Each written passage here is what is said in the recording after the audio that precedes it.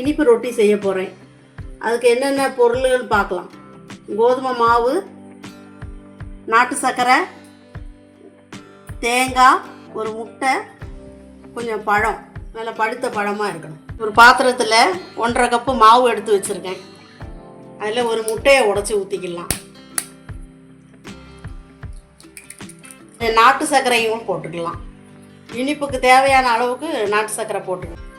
அதுக்கு மேலே ஒரு 2-3 பழம் போட்டுக்கலாம். பழம் கூடுதல் போட்டால் நல்லா சாஃப்டாக டேஸ்ட்டாக தான் இருக்கும். கொஞ்சம் தேங்காய் திருவுனது போட்டுக்கலாம். கொஞ்சம் ஏலக்காய் தூள் போட்டுக்கலாம். குழச்சி எடுக்கணும். பழத்தை மட்டும் பழம், நாட்டு சர்க்கரை இதெல்லாம் குழைக்கணும். முதல்ல தண்ணி ஊற்றக்கூடாது. தண்ணி ஊற்றிக்கலாம். ரொட்டியாக சுடுறதுனால அளவாக தண்ணி ஊற்றணும். எண்ணெய் ஊற்றியும் சுடலாம், நெய் ஊற்றியும் சுடலாம்.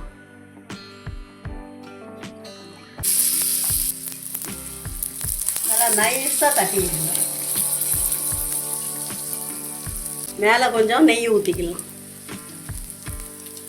பாருங்கள், இந்த பக்கமும் நல்லா கோல்டு நேரத்தில் சூப்பராக வெந்துருச்சு. ரொட்டி ரெடி ஆயிடுச்சு. இந்த பாருங்க எவ்வளோ சாஃப்டாக இருக்குது பாருங்க.